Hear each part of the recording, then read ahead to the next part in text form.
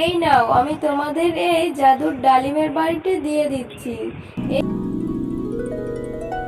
তুমি একদম চিন্তা করো না, কালকে গিয়ে আমাদের জমির ডালিমগুলি তুলে নেব, এরপর বাজারে নিয়ে বিক্রি করে দেব। টুম্পা, বৃষ্টিটা একটু ধরেছে রে মা। আমি যাই, ডালিমের জমিতে গিয়ে ডালিমগুলো তুলে নিয়ে আসি, এরপর বাজারে নিয়ে যাব। ও মা, তুমি একা একাই যাবে? আমাকেও তোমার সাথে নিয়ে যাও। অত অত ডালিম তুমি একা একা কি করে তুলবে? আমি তোমাকে একটু কাজে সাহায্য করব। হ্যাঁ, তুই তো ছোট বাচ্চা, তুই আমাকে কি করে সাহায্য করবি? আচ্ছা ঠিক আছে, এত করে যেহেতু বলছিস, চল আমার সাথে। ও মা, দেখেছো আমাদের জমির ডালিমের গাছের নিচে কত পানি জমে আছে? মনে হয় আমাদের গাছগুলি পচে যাবে।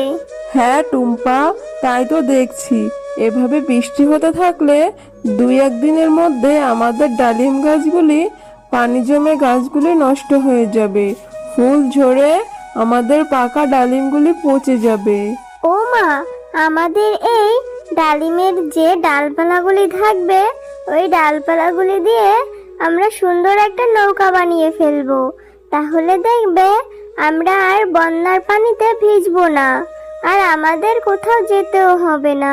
হ্যাঁ রে টুম্পা, তুই তো ভালো কথাই বলেছিস।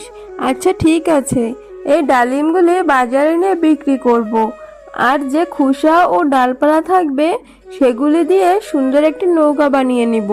চল এখন তাড়াতাড়ি ডালিমগুলি তুলে বাজারে নিতে হবে। হ্যাঁ রে টুম্পা, অনেক দূরে তো চলে এলাম, তুই যা, বাড়িতে চলে যা, তোকে বাজারে যেতে হবে না।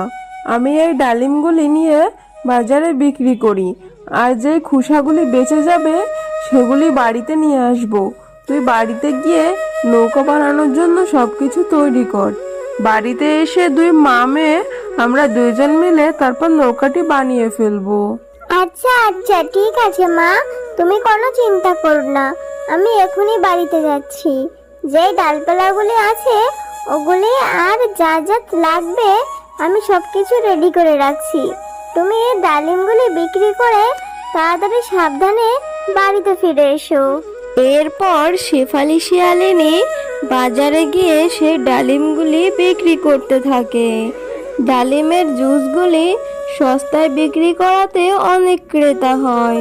হ্যাঁ রে শেফা, তুই তো দেখছি এত সস্তায় ডালিম বিক্রি করছিস, তোর তো দেখছি মাথাটা খারাপ হয়ে গেছে। এত দামের ডালিম তুই সস্তায় বিক্রি করছিস, আবার জুস করে বিক্রি করছিস? হ্যাঁ গো বাঘিনী মামি, ভাবছি এবছর হয়তো অনেক বন্যা হবে। বৃষ্টি যে ভাব দেখছি, ডালিম গাছের গোড়াতেও পানি জমে গেছে। এভাবে চলতে থাকলে যে গাছের ডালিমগুলি নষ্ট হয়ে যাবে, এই জন্যই বন্যার প্রস্তুতি নিচ্ছি।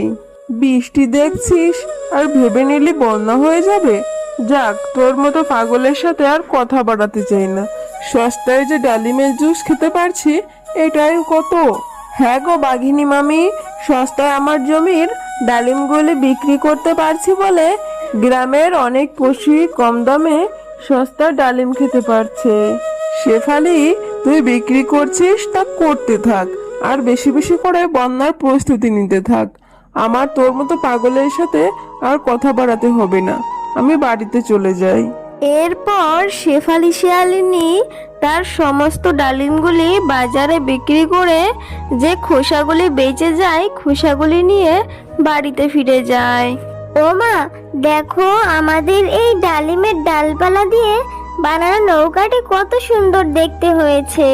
হ্যাঁ টুম্পা, আমরা দুজন তো নৌকাটি বানিয়ে নিলাম, এখন নিশ্চিন্তে থাকা যাবে। যদি বন্যা হয়ে যায় তাহলে আমরা এই নৌকাতে চড়ে কোনো একটা নির্জন জায়গায় আশ্রয় নিতে পারবো। আর আল্লাহ যদি বন্যা না দেয় তাহলে তো আর কিছু করার নেই, ভালোই হবে। বাকি যে ডালিমের গাছগুলি আছে ওইগুলি পরিচর্যা করে আবার আমাদের ডালিমের গাছগুলি বেঁচে যাবে। ও মা, মা, আমার যে খুব ভয় লাগছে। দেখো না মা, বাহিরে কত ঝড় বৃষ্টি হচ্ছে। এই ঝড় বৃষ্টিতে আমরা বুঝি এখনই উড়ে চলে যাব, আমাদের ঘরবাড়ি সহ উড়িয়ে নিয়ে যাবে। বাহিরে অনেক পানিও জমে আছে। হ্যাঁ রে ববি, তাই তো দেখছি। শেফালি তাহলে আমাকে ঠিক কথাই বলেছিল। শেফালি শিয়ালিনী তো বন্যার আগে থেকেই প্রস্তুতি নিচ্ছে, আমি তো কিছুই করলাম না। আমি ভাবছি শেফালি শিয়ালিনী বলেছিল ও নাকি একটা নৌকা বানাবে, আমাদের বন্যা থেকে বাঁচতে হলে ওই নৌকাটি আমি গিয়ে চুরি করে নিয়ে আসবো। ও মা, তুমি এটা কি বলছো?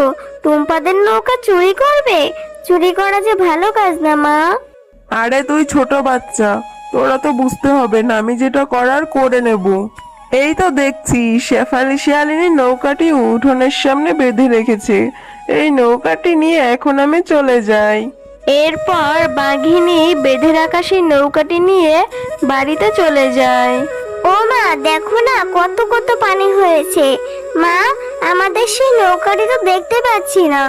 হ্যাঁ রে টুম্পা, তাই তো ভাবছি নৌকাটি যে খুব ভালো করে বেঁধে রেখেছিলাম, কিন্তু নৌকাটি কিভাবে ভেসে চলে গেল?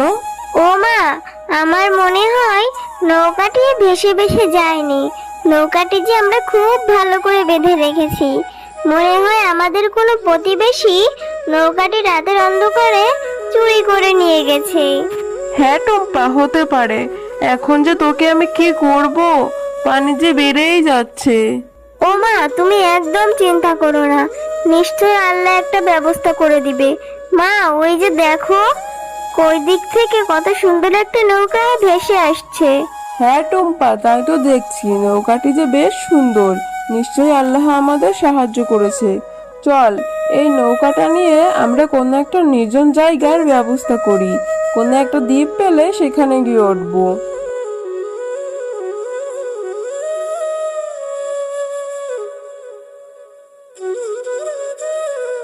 অনেক কষ্ট করে দ্বীপটা খুঁজে পেলাম। এই দ্বীপে উঠে বেশ শান্তি লাগছে। নৌকাটা এখানে বেঁধে চল, আমরা একটা নিরাপদ আশ্রয় খুঁজে নেই। হ্যাঁ মা, আমি যে আর হাঁটতে পারছি না, আমার ভীষণ খিদে পেয়েছে। তুমি আমাকে একটু খাবারের ব্যবস্থা করে দিবে? হ্যাঁ টুম্পা, চল, জঙ্গলে গিয়ে কোনো ফল পেলে তোকে পেড়ে দিব, তারপর তুই মন ভরে খাবি। ও মা, ওই যে দেখো, ওই দিকটাতে একটা পরী দেখা যাচ্ছে। দুষ্টু তান্ত্রিক, তুই যাই করিস না কেন, আমার এই জাদুর কাঠি কখনোই পাবি না। ও মা, চলো আমরা ওই পরীটাকে সাহায্য করি। হ্যাঁ রে টুম্পা, ওখানে তুই গেলে বিপদ হতে পারে। আমি একাই যাচ্ছি, তুই এখানেই থাক, কোথাও যাবি না কিন্তু।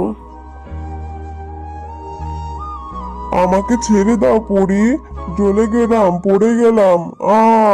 তুমি অনেক ভালো শিয়ালিনী, তুমি আমার জীবন বাঁচিয়েছো।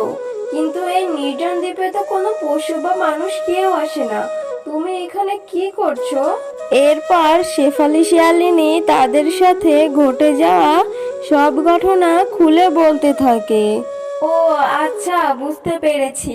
তুমি তোমার এই ছোট বাচ্চাটিকে নিয়ে যাতে নিরাপদে থাকতে পারো, আমি সেই ব্যবস্থাই করে দিচ্ছি। এই নাও, আমি তোমাদের এই জাদুর ডালিমের বাড়িটি দিয়ে দিচ্ছি। এই সোনার জাদুর ডালিমের মধ্যে তোমরা তোমাদের প্রয়োজনীয় সবকিছু পেয়ে যাবে। তোমাকে অনেক ধন্যবাদ পরি, তুমি অনেক ভালো। তোমার এই ঋণ আমি কখনোই ভুলবো না।